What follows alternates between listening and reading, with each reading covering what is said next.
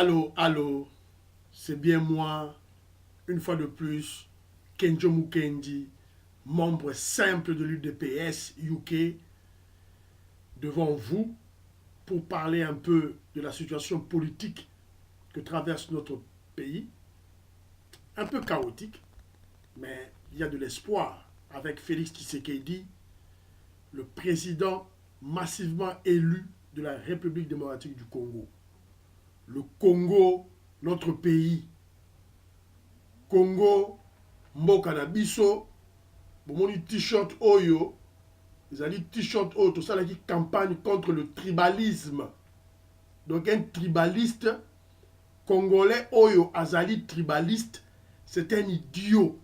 Yango tokoma, tokomi awa, le tribaliste est un idiot. Le Congo est un, la République démocratique du Congo, c'est notre unique et seule nation. Yango.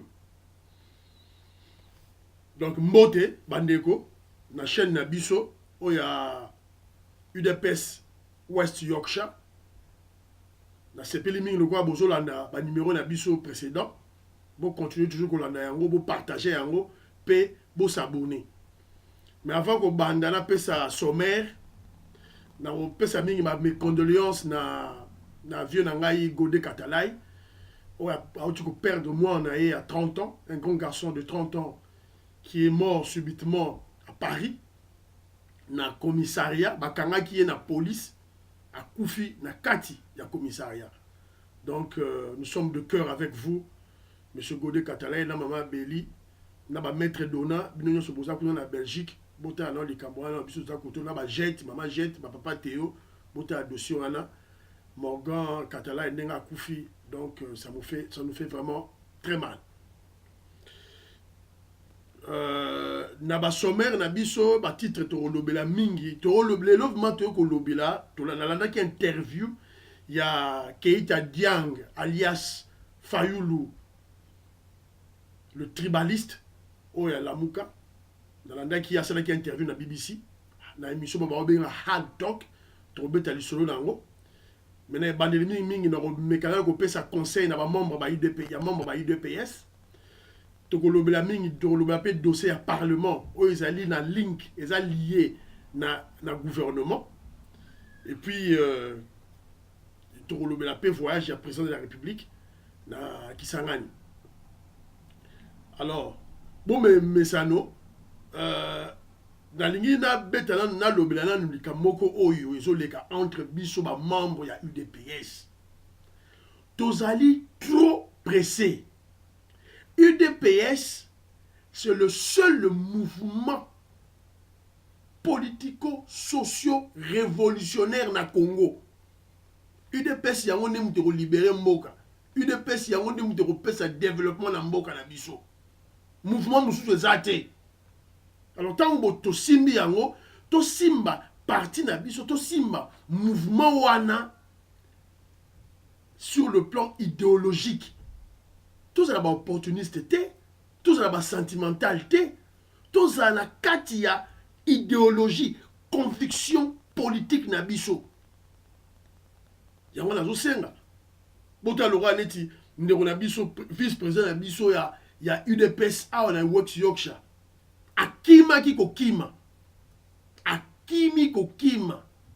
Président na biso avant na Bradford. Akima ki kokima po aza vient na biso mutabandundu tanga monique non Fayulu arobima président akimi atiki parti aki. Yango tozo mona lisusu na bande ko mususu ba s'agiter pour na ba poste. Bon s'agiter pour na ba poste pourquoi? Combat au tozo mener aussi le plan idéologique. Et ça idéologie to libérer mboka peut to développer mboka na biso. To ba poste wana to kotala yango sima. Tant que yo zo benda ba poste zo sala ozo s'écrire ba frustration na mutu na pour na ba poste. Donc c'est que l'ingi président Félix T a réussi. Azana ba marge de manœuvre ya mukie. Tu suis présidence, mais tu suis majorité na parlementaire, na sénat pété. Azana marge de manœuvre moko mukie. Donc bouti kayena nous tout pese ma beaucoup. Tu réfléchis réfléchir beaucoup plus 2023. Quand le Congo va organiser pour la première fois les véritables élections dans Mboka. Je ne parlais même pas en termes de véritables élections, je parlais d'élections tout court. Pour Congo, nous avons fait des élections dans Mboka. Attends, en 1960, on a Belge à Zalaki. Après ça, on a Mobutu, la dictature, Laurent Désiré Kabila, la dictature, Kabila Awa, la dictature, on a semblant de l'élection. Donc en 2023, le Congolais organisera des élections pour la première fois de son histoire dans le monde. Donc, tout cela, préparons-nous à cela. Vous le voilà. Basombiye et pas ya bato la muka, basombiye pas ba bokechu. Basombiye pas ba Martin Fayulu, basombiye. Oh ça marche. Nous avons la marche wana, balingaki, déjà basi ba instrumentaliser qui bana, ya ba voyou ba ya ba station d'essence, ça ba désordre et puis mon muto a eu des pèses. C'était ça la stratégie de Fils Moukoko. Bah ça qui est bon déjà. Yango nazo peta c'était na bato IDPS nyoso na mokili. Mutu nyoso IDP, membre nyoso IDPS to ya cash. Cash UDPS UNC, Didier ça. Nazo bois que la yombe la oyo. Boye baraka to komi batu ya ane. To komi ba agent ya ane. Bisone to zalia. Tout membre à UDPS, tout membre à Cash, tout membre à UNC, Tokomi Batuya, Aner, Monsieur Urbain, rappelez-vous d'idée c'est ça. Urbain, na lead. Rappelez-vous d'idée c'est ça. Donc Tokomi Batuya Aner. Donc tant que vous avez information, bois comme on a Kinshasa. Vous avez information à Batoyo, bois comme on a Kinshasa. Parce que parce ça va plein diabolique trop. Alors, voilà, il y a un message. Na côté ce qu'on a dossier, il y a parlement. Bon, on dit parlement. Petit parlement, bah, on a Moussala. Et bazo bunda tout et tout là. Et bah, il y a un bureau provisoire. Après les élections. Donc, les lots, le bawa, bureau définitif et vendu. En partie. Bah, on va compléter. Donc, tout ça, déjà, un président. Maman Mabound. Je crois que c'est Janine Mabound, quelque chose comme ça. Et puis, Tozalina, premier vice-président, qui est Jean-Marc Abound, ancien secrétaire général Nabiso, et le président Nabiso à l'intérim, il y a eu DPS. Yewana Moutakomi, vice-président, il y a Parlement. Donc, tout ça, la coalition, na bon na ngoma bête, bon na ngo gravité, et ça à l'issue de pourparlers, ma discussion au ça là qui na FCC cash, na FCC tout ça qui ba discussion, ne to le bon, maman Janine Mabunda Kende, c'est la président.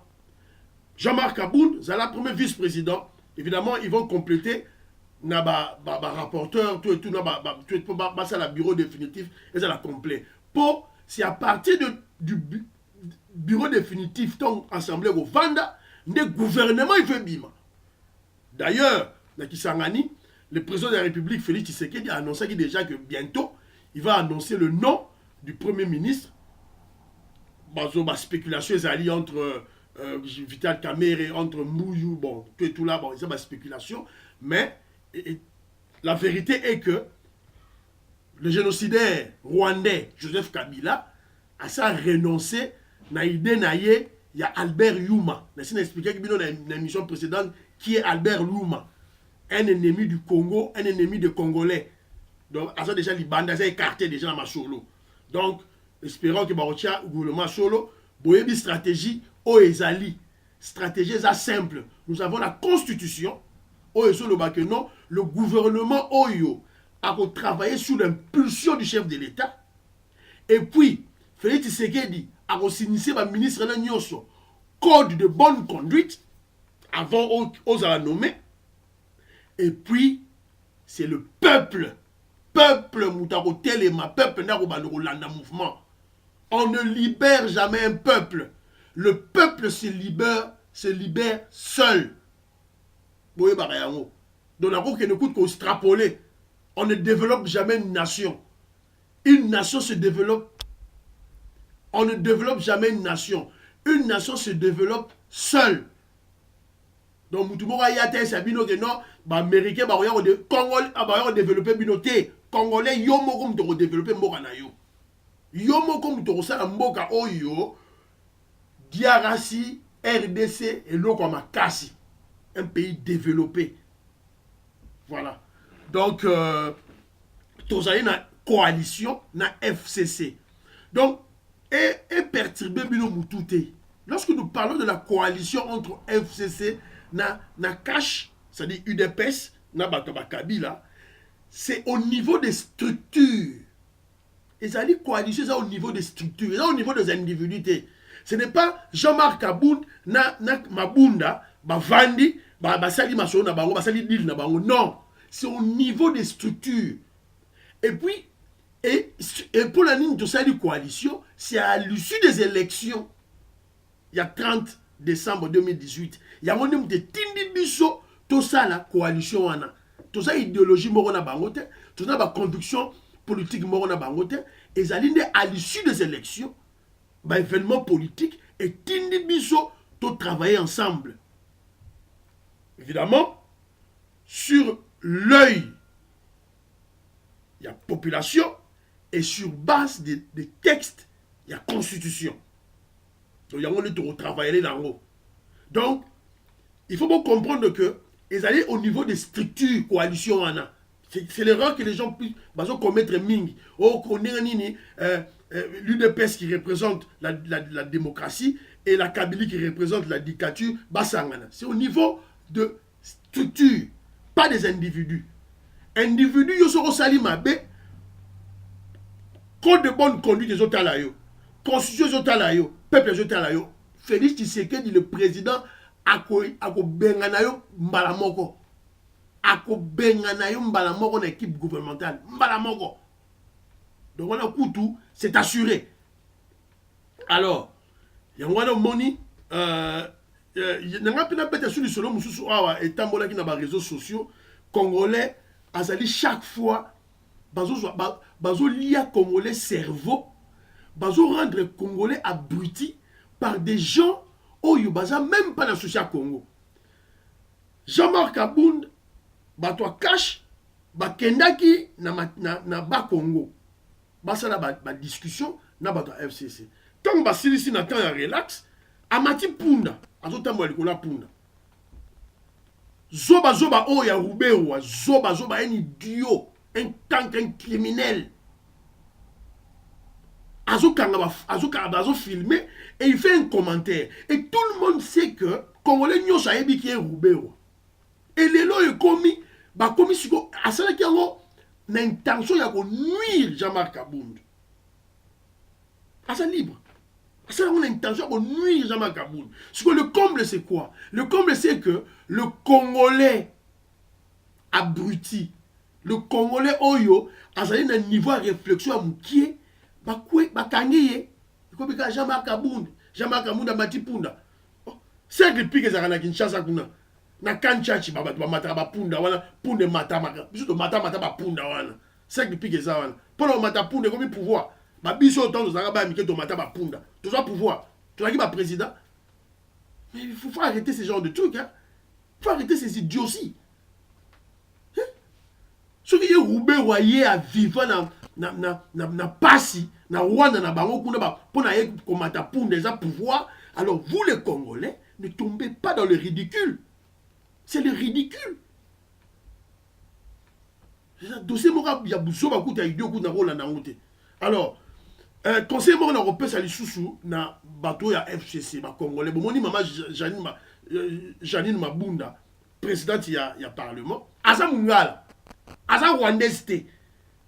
Bon, oui, ça biso te que non, oh voilà occupation rwandaise taka comme il rwandais. Maman wana zali mungala. Elle est de l'Équateur. Mais Yewana, qui a son chef, est rwandais. Génocidaire rwandais.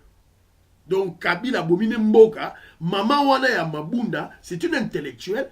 Elle est instruite à Tangana Université catholique de Louvain. À sa carrière na ya sala, Malgré que Kabila a utilisé toujours dans les coups bas, même partout à l'ECA, elle a toujours fait des coups bas pour l'intérêt de la Kabylie de Kabila. Bon, lelo yo, yo, président de l'Assemblée nationale, dans le Parlement. On te regarde. Il y a un conseil.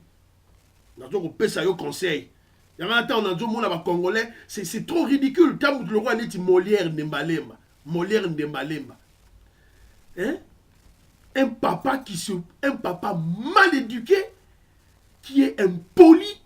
N'habitez avec un gros ventre là, une bouche avec ce qui 60 dents, qui passe le temps de bêtises dans la télévision.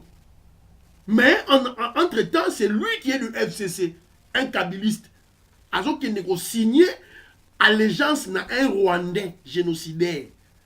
Nous, on est en coalition. On n'est pas membre du FCC. L'UDPS n'est pas membre de l'UFCC. Encore au moins FCC commune à Katinabiso, non. Toi, na kati ya coalition. Ce qui yo, Molière ne malé mana âge na yo, oyebi qu'est-ce qu'il y a une coalition, donc c'est pas nous à t'expliquer. On les gars dans la télévision, dans les médias, on a des bêtises de n'importe quoi. Des bêtises de n'importe quoi. Voici un Congolais, c'est un Moutété là. Asa Moutété là, c'est un Congolais. Asa Rwandais. Molière ne malé Asa Moutété là, c'est pas un Rwandais. Qui fait allégeance, qui fait des courbettes, qui va s'agenouiller, qui fait des applaudissements inutiles dans Joseph Kabila qui a échoué un Rwandais. C'est ça le typique Congolais, l'idiotie. Yowana, il a fustigé Félix. Félix, qu'est-ce qu'il a fait? Hein? Yo, voté, le peuple voté sous LCCT. On t'avait voté pour ça, dans le quartier, pour ça, au Yébani, tout et tout. On t'a pas voté sous le label FCC. Pourquoi tromper le peuple? Le peuple sera Yébani, qu'on s'est dit, Kabila, va voter au thé. Tu as utilisé la ruse. Yo Nemalemba, yo Molière. Tout le monde a zappé, tout le monde est inutile. Mais tu as le bélango pour le peuple congolais, Yéba que, tous ceux qui ne wapi, tous ceux qui bateau wapi. Mais yo Nemalemba, on va te régler des comptes. Le peuple va te régler des comptes. Il y a la calamité. On va te régler des comptes. Nabino bata FCC, vous allez voir autour de ça la bino. Bon, ça la désordre que non, on va changer la constitution, on va changer ce qui est article 220, au Kabila Zonga président, au Kabila Salaboé. Vous verrez ce qu'on va faire de vous. Bino bata FCC. Tout ce que non, on vous a allé tôt. Vous êtes entre le marteau et l'enclume. Vous allez regarder un sandwich du colo Félix Tshisekedi du président du Congolais. Dans ces awa, tu as un peuple dans la constitution. Vous verrez ce qu'on va faire de vous. Tu as dit que politique est une stratégie, un jeu politique. On va voir. Mais sous-bassement, on a intérêt du peuple. Le peuple d'abord. Alors, on est qui oh, tu sais, tout cela qui est un peu là. Président Félix Tshisekedi à Kisangani, il a été allé à l'université de Kisangani, il a visité l'université, il a causé avec des étudiants. Il a marée humaine, il plein à craquer. Accueilli qu'on inaugure pont, moko mukie, pont moko ya mukie kaka sali. Kabila 18 ans de règne, ba ko sala ngote. 32 ans ya Mobutu, ba ko sala ngote. 32 ans de règne de Mobutu, ya Bangwanda, ba ko sala ngote. 18 ans de règne à Kabila, Félix a salé dans 25 jours. Dans 25 jours, dans 10 ans, le président tout ça, Félix Tshisekedi du Congo, Yo Keita Ndiang, Martin Fayulu, le tribaliste, les haineux, Yo Lobani. Maman, on a solo l'habitude de rentrer au bétalelo, interview, Oyo. Il y a Martin Fayulu la Salaki. Dans ce cas-là, démontrer Bino, premièrement, Martin Fayulu n'est pas intelligent. Il n'est pas intelligent. Malgré le diplôme, Martin Fayulu, Aza haineux, Aza mon thème à ma baie. Mon thème à ma baie. Ce n'est pas un Congolais. Ils ont preuve que ce n'est pas un Congolais. Ce n'est pas un Congolais. Puis si c'était un Congolais, il allait comprendre la situation directement et puis à se rebiffer mbala moko bala te masole kei asalaki interview moko na Angleterre awa na mboka esika nazali na chaîne oyo ya munene BBC émission babenga yango hard talk, c'est-à-dire que hard talk nako translate nako ko sabino zali kwa neti parler difficilement, donc parole difficile, donc ça donc ya maloba makasi ba reposer ba question. Alors maman a ça la émission wana ezali babengaka ye Zenab Badawi. Zenab Badawi, c'est une d'origine soudanaise. Il y a une interview na Martin Fayoulou. Interview mora kafu kafu. Maman wana na kati interview sur Bolandi en gros au mouvement que non Martin Fayoulou c'était un idiot. Aza maël était. Maman a démontré na ba question que oh yozo sala wana eza yango te. Ozo tapa à côté. Zonga congolais, zonga noir, cette peau, zonga africain. Puisque cette dame, c'est une Britannique d'origine soudanaise. Azolinga même Martin Fayoulou, na dimension oyo, il faut comprendre que non, l'Afrique d'abord, l'homme noir d'abord. Mais le gars, tellement que Azali, na bandage ya tribalisme, Azali na bandage ya égocentrique, donc nyoso kaka ye, Azali bambiso kaka ya ye, a comme président. Yavana na moi mouké, au totalaki, au basalaki wana tout là. D'entrée de jeu, maman na ibisi à lobby, Kabil Félix, to ke mbangu mbangu, Félix a bien akio frère Ndeko. A bien akio frère Ndeko. Mais pour l'année que travailler na été. Yoga Martin Fayoulou. Oh, mais oui, on appelle la bien akio Ndeko, mais qui Ndeko, il faut en avoir la vérité. Et puis trahison à la tête. Martin Fayoulou a dit ça, Félix Tshisekedi que Kindeko, Bondeko, il faut ça là, nakati ya vérité, peu sincérité, trahison à la tête. Martin Fayoulou a bossani Genève. Martin Fayoulou a bossani événement à Genève et ça n'est même pas moins d'une année, moins de 6 mois. Et où mérité? Au événement à Genève en novembre, je crois. A bossani, ba film à Sali Félix. Félix Azalaki partenaire na politique, ba on tout ba membre rassemblement. Félix c'est son ami, ba lo bengana chaque jour, ba se texara chaque jour. Félix Azalaki frère en Christ na bango, ba semble l'église moro. Soit hier ou Félix ba ki église, soit Félix ta ki joye ba ki église. Ba comme à Genève, il fallait que ba tia candidat commun. Candidat commun ba critères ezaki déjà dégagé en Afrique du Sud. Il fallait ça la consensus.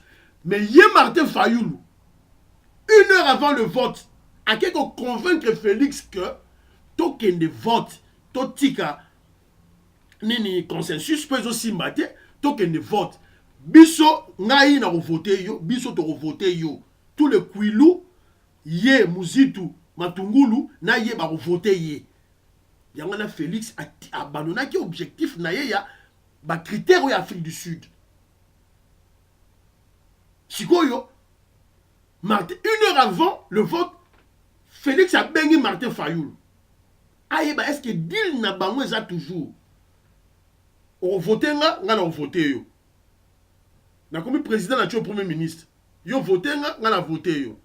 Félix a voté, bah qu'est-ce qu'on a élection? Félix a voté, Martin Fayoulou a qui voté mpangi nende kona bandundu. Matungulu, a beau voter Félix. A salango pe na Adabo Mbole na élection ya gouverneur de Kinshasa en 2007 6 ou 7 a voté Kimbuta et lelo quand on lui parle de frère Azom ça Félix il accuse Félix de trahison. Félix a trahi rien et de vérité de sincérité. Martin Fayoulou tu es un fou ozali boma zonga moto. Deuxième élément, il nous dit que Kabila dirige. Ainsi moi si on a gagné Kabila a dirigé pour gouvernement ça limité. Mais le premier ministre Kalami était aux là. Martin Fayoulou. Dans le diplôme, nous avons la lecture politique. Un gouvernement, il faut que le Parlement fasse. Félix a reçu un gouvernement. Le Parlement fait vendre. Ça, c'est un des deux. Kabila a la majorité dans le Parlement. Tout ça, la coalition, tout solo. Le premier ministre a Obima Kalami. Est-ce qu'on se rebiffer, on changer ma loba non loba. Selon yo loba que non, Kabila dirige, donc il y a résultat, conséquence plutôt, il n'y a pas de gouvernement. Un fou, Martin Fayoulou.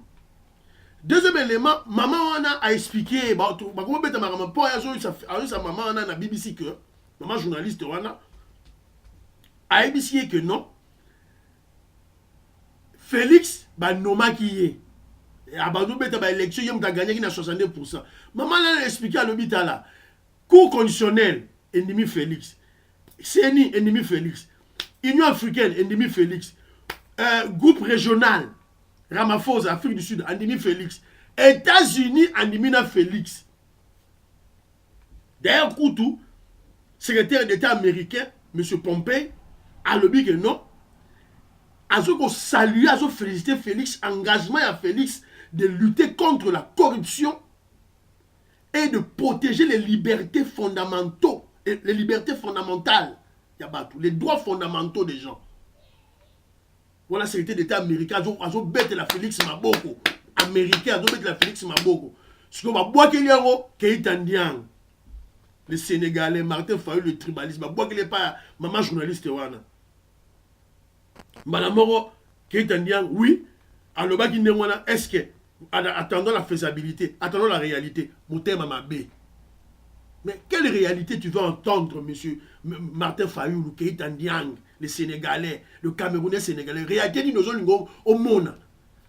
Ton créateur, Moïse Katumbi, les pilleurs de Katanga, l'étranger, les Zambiens, ma PC passeport, justice naïe, tout là. Donc, procès naïe est comme une normale. Condamnation a été éliminée. Dans le militaire de Lobawa, les militaires à Jean-Pierre Bemba sont libérés. Si vous avez des gens, Yomoko Keïtandian, Fadenhouse, Hôtel Nayo, Fongoli Yango, Trakaseri Nango, Kati Yango, Zontseli Yango. Si vous avez des gens, Félix Assala, président Félix, président Nayo, président Bemba, Assala. Motema Mabé, la haine viscérale. Donc, pour le Martin Fayoulou, Félix a cause à présidenter. Arabe a raison ni.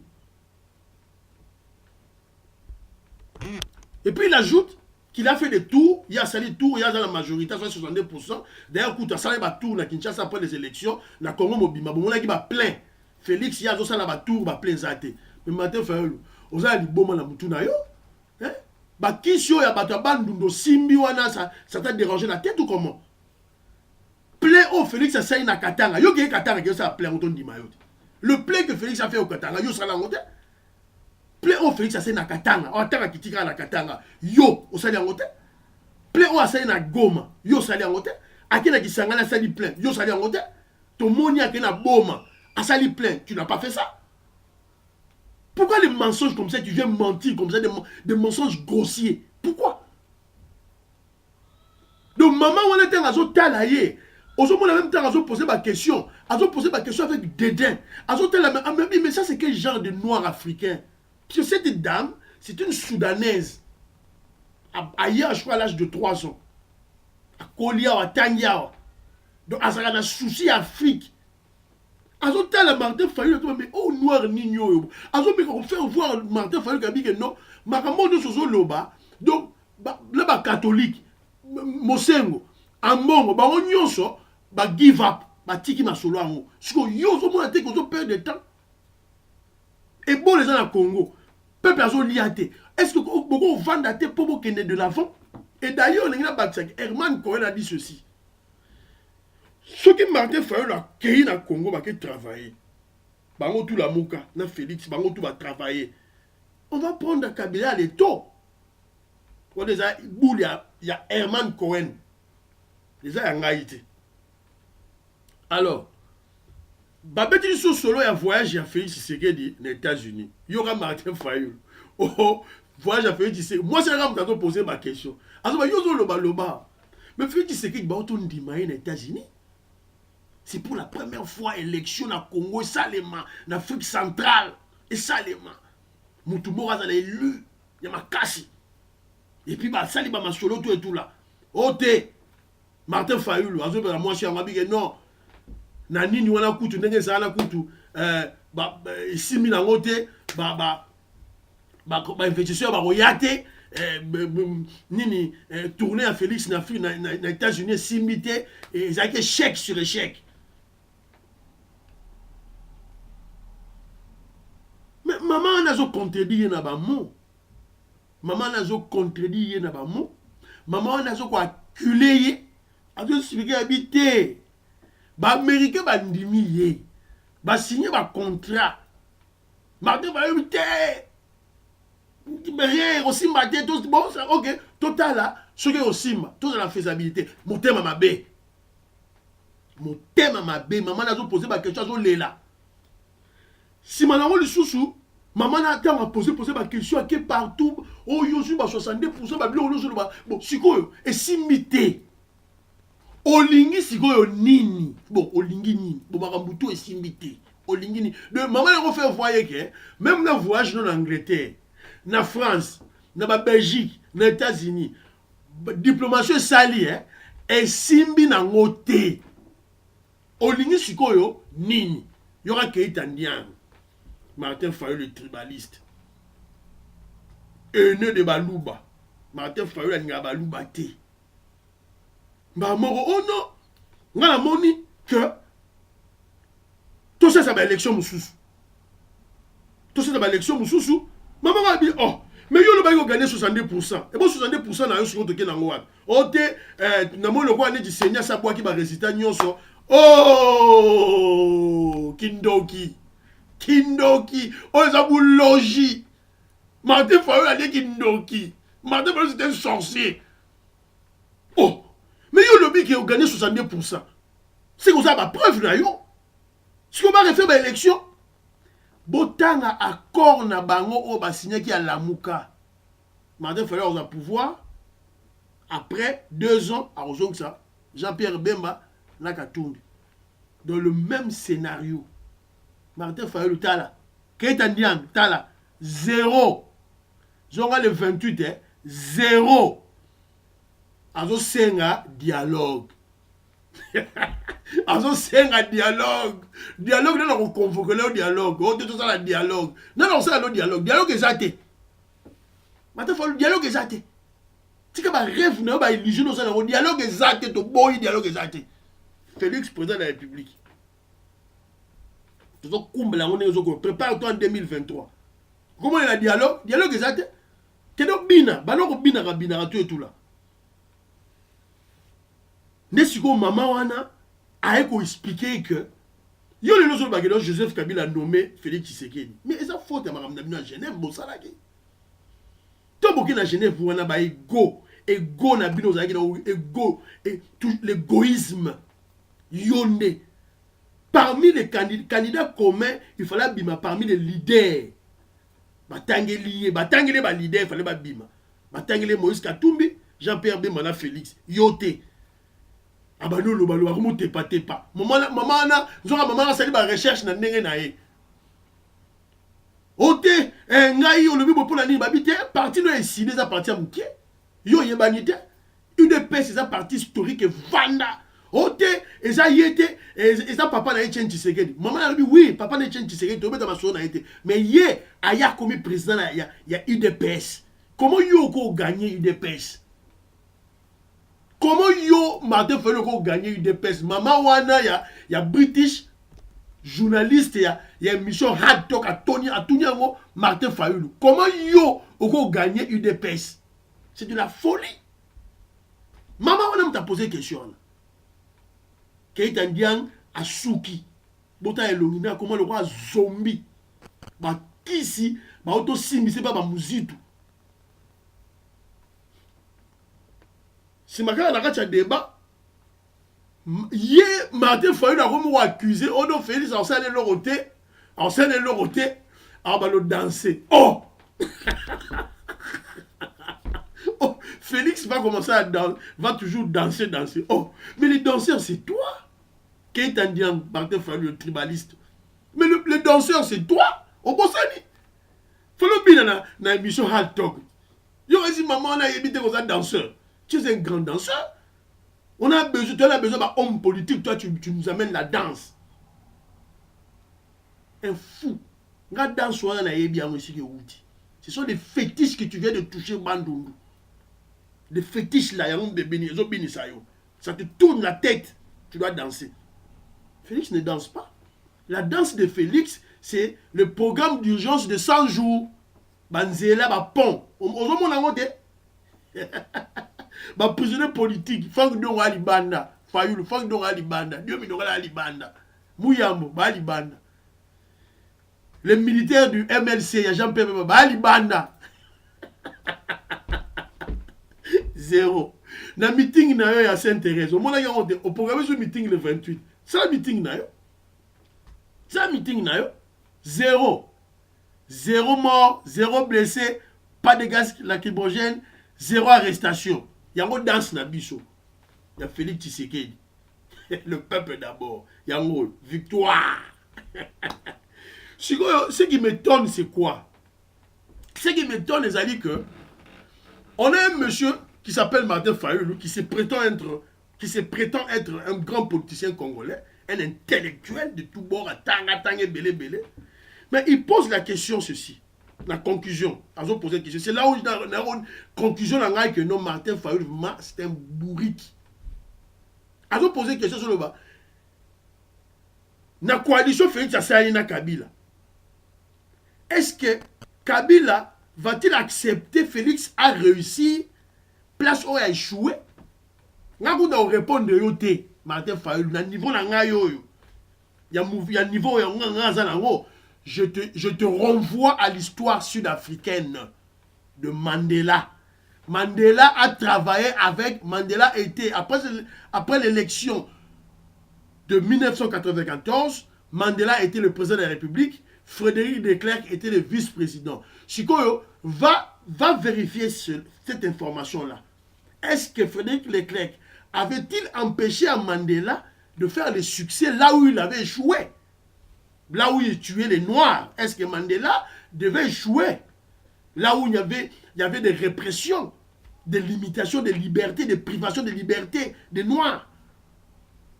Est-ce que Frédéric Leclerc n'a Peter Botha, ou y a apartheid, est-ce que empêchaki Mandela ça là? Martin Fayulu, si tu ne connais pas la stratégie politique, tu ne connais rien en politique, Félix, depuis que Félix est né, son père nage dans la politique. Depuis que Félix est né, a grandi, la politique c'est chez eux à la maison que ça se discute. Au niveau, au sommet en Mboka. Donc, ce qu'on a dit politique, était tika. Biso a UDPS Toyebina, chef de Biso Félix, guide suprême de la révolution pacifique na Congo. Félix Tshisekedi, le président actuel, ya yebi. Yo yebi te tika. Biso Toyebi to longa. Deuxième question à poser. Une question qui m'a vraiment fait marrer. Quand un journaliste se pose une question à l'Obiboy, nous avons 8 millions d'hectares arables. De tout ça, plantation, de tout ça, bilanga belé.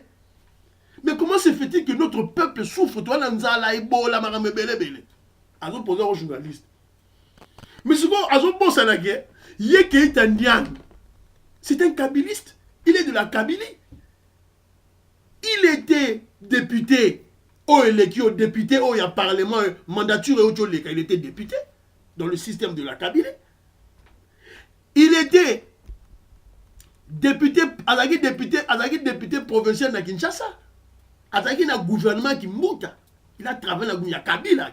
Quand on voit Kimbuta, c'est Kabila. Il a travaillé avec ces gens. Il ne savait pas qu'il y avait 8 millions de terres arables. Aïbaki a monté. Aïbaki a monté qu'il y a 8 millions d'hectares. Aïbaki a monté. Aïbaki a monté. Aïbaki a monté. 42 secondes à Yego Yeba Yango. Tant que comme président. Arrêtez vos aventures là. Non, mais la Belgique, Jean-Pierre Bemba, mangeant de pygmées. tout là azo telema na ba mbusa na muzitu ba muzitu nzambe na ngai congolais muzitu akomi opposant muzitu akomi opposant. Félicitations les amis de Wechi, papa Wechi, félicitations Nero Telemeli Zoba Troubadour wana ya Bokechu, félicitations l'illettré Bokechu, ministre de l'information et gouvernement Katumbi. Na Katumbi tout là. Nero Telemeli to landi yango, nero expliquer ba que non Félix Tshisekedi a sauvé le Congo. Ou expliquer bango lobeli bango en face. Moutoto manier ma félicitation. Vous êtes brave, tu es courageux. Félicitations. Bon monipe ke itandiang yewana fayulu akesa l'alliance na pareko. Tu sais ça qui bino que Ngwanda c'est Ngwanda qui coordonne tout. Terminator illettré, l'assassin qui coordonne tout. Tu sais expliquer qui bino. Yewana a récupéré nani Martin Fayulu. La Mouka, bah, mis ensemble des ennemis, idéologie, conviction politique, normal les athées, idéologie n'a pas zali, Moulouba à la présidence à Congo T. Tout sauf Moulouba, tout sauf l'UDPS, tout sauf la famille Tshisekedi, c'est ça leur conviction. Mais Nzambe, le Dieu tout-puissant, à confondre Bango. À confondre Bango, Siko Baza Siko, Baébélo Barossa la Zate. À commencer un dialogue. Tout ça, notre dialogue, il n'y aura pas de dialogue. Tout ça, Kende. Préparez-vous en 2023. Déjà en 2023, Katumbi, à Rosarate, Jean-Pierre Bemba, Maramouna, corruption, on est Kangiye, jurisprudence et Kangi Bango. Pour légaté.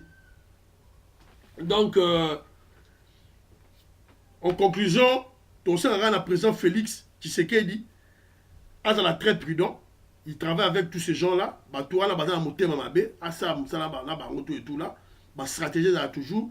UDPS Augustin Kabouya, na docteur Eteni Lombondo, Nikes Makindo, aussi ma partie toujours makasi, partie là toujours. Ba stratégie de communication à makasi, ba stratégie il y a recrutement ya ba membre à Sika.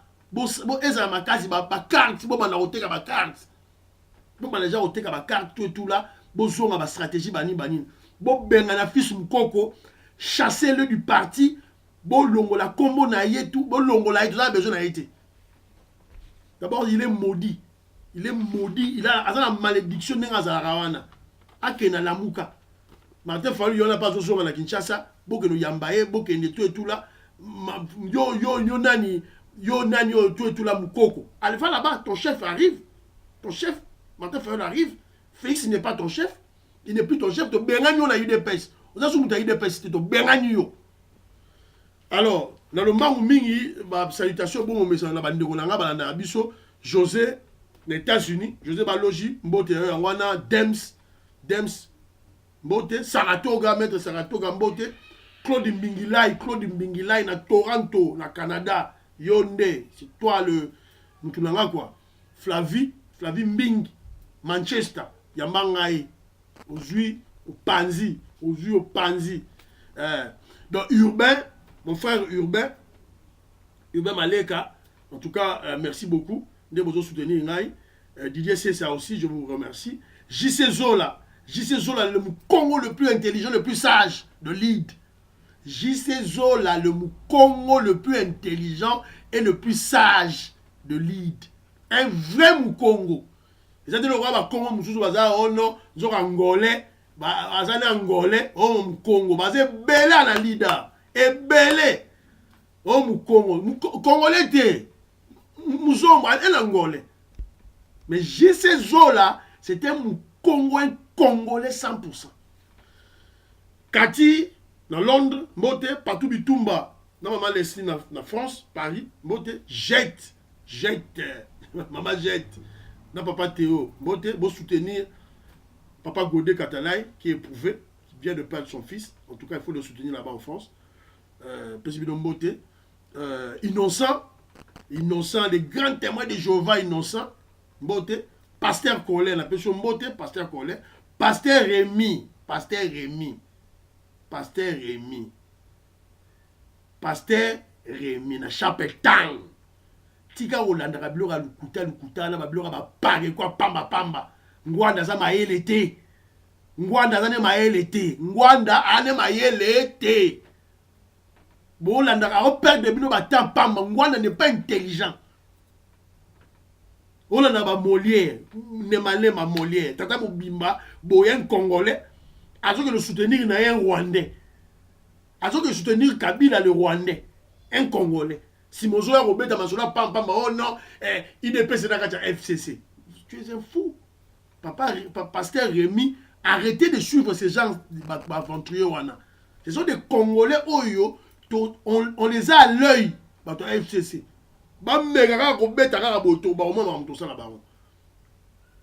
Docteur Bijou Losa, n'a pas sur Mbote, je vois une vidéo panza, Docteur Bijou Losa, Docteur Kanko, le grand chirurgien, sur Mbote, Biou, ingénieur Bill, Sam, président Michaud, Andio Molongo, Jean-Pierre Mbikulu. Expliquera bango. Expliquera surtout tata wana. Ceux qui yalenge, ceux qui un centre africain. Il n'est même pas un Congolais. Jean-Pierre Mbikulu. Expliquera yé. Jean-Pierre Mbikulu, c'est un grand combattant. Un grand combattant. Enfin, bref, c'était un monsieur, un combattant. Tu écoutes dans le groupe, dans les réseaux sociaux, dans le groupe, il y a WhatsApp. Mais il y a un individu, Yalengi, qui a peur des Rwandais. Mais un Rwandais n'est rien devant un Congolais. Un Rwandais, le Rwanda est un pays parasite au nôtre. La nation rwandaise, les Tutsis, ce sont des parasites. Madame, parasites, ils ne vivent qu'au dépens du Congo. Donc vous êtes un grand peuple. Pourquoi avez-vous peur de Rwandais? Kagame, c'était un génocidaire, un assassin, mouillé, bien pillé, oui. On va régler ses comptes. Il faut être intelligent. Abansara, binote. Kagame, Rwanda. Tout ça, c'est honorer Rwanda. Honorer Rwanda, koti ba Congolais. Honorer Rwanda, koti abomi komba na poto. Honorer Rwanda, à cause tribalisme na haine ya muluba.